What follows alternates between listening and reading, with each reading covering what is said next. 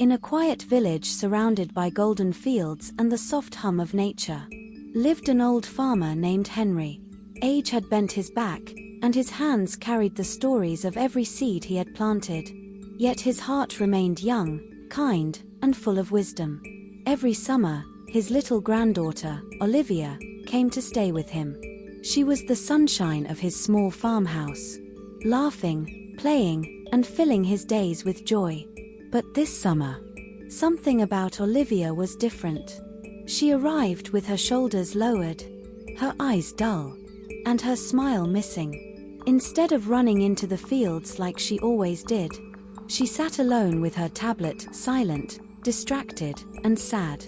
Henry watched quietly. He knew when a heart carried a hidden weight.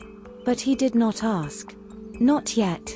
One morning, after breakfast, he called to her softly. "Olivia, come with me. I want to show you something." Olivia followed him across the fields, the sun warming the earth beneath their feet, the scent of soil and wheat drifting in the air. They stopped beside a tiny plant, so weak, so withered.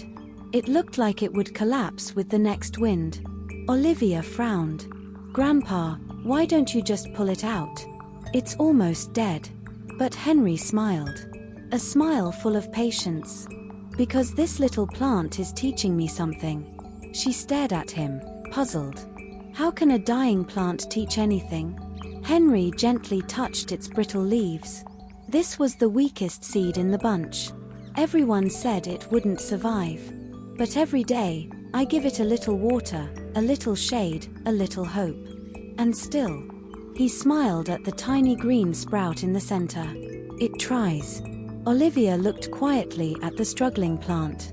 Something inside her shifted. Later that afternoon, Henry found her behind the barn, wiping her eyes when she thought no one was looking. He sat beside her, without a word. After a long silence, Olivia whispered, "Grandpa, I failed my math test." Her voice trembled. "I tried. I really tried. But the numbers don't like me. My friends said I'm slow.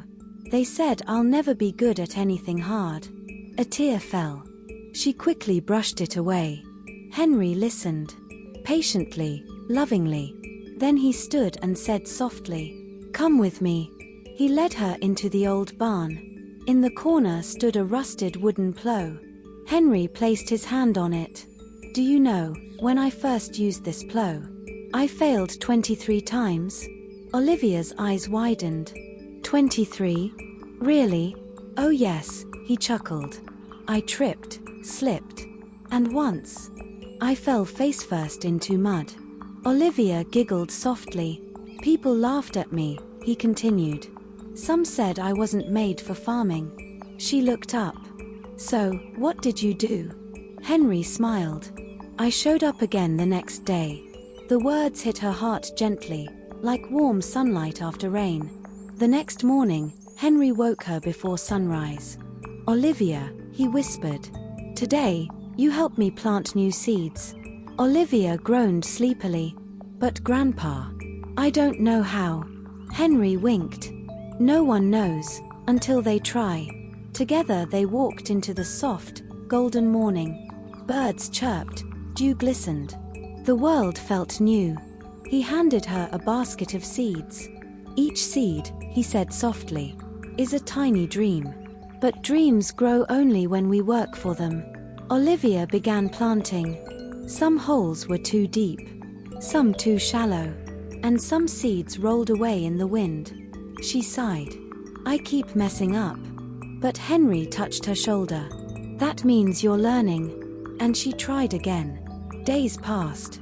And then one evening, dark clouds gathered. A storm roared across the sky. Winds howling, rain pouring in angry sheets.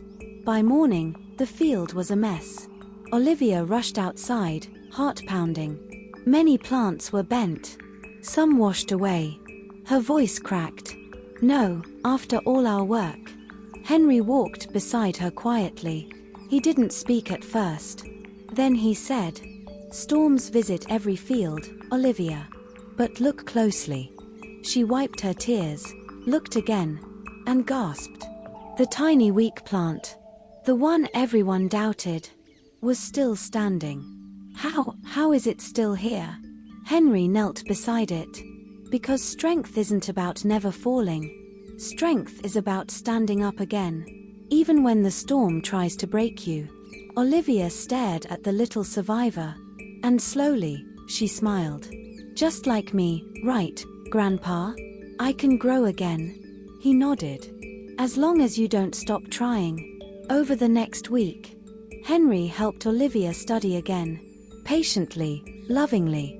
Under the shade of the mango tree, they solved problems together, wrote numbers in the sand, and laughed at mistakes. Olivia grew more confident, not because math became easy, but because she learned to keep going. On her last day, Olivia hugged Henry tightly. "Grandpa," she whispered, "I was like that little plant, wasn't I?" Henry shook his head gently. Not weak, just waiting for the right care, the right sunlight, and the right belief. Olivia smiled with new strength. And now I know, even if I fall, even if people laugh, I can grow again. Henry kissed her forehead. "That's my brave girl." As she waved goodbye from the bus window, Olivia felt something new in her heart. Hope, courage, and the belief that she could rise from anything. And in the old farmer's field, that once weak plant grew taller every day. A quiet reminder that sometimes the smallest seed becomes the strongest tree. Remember, failure is not the end. With patience, love, and belief, even the weakest seed can grow into the strongest tree.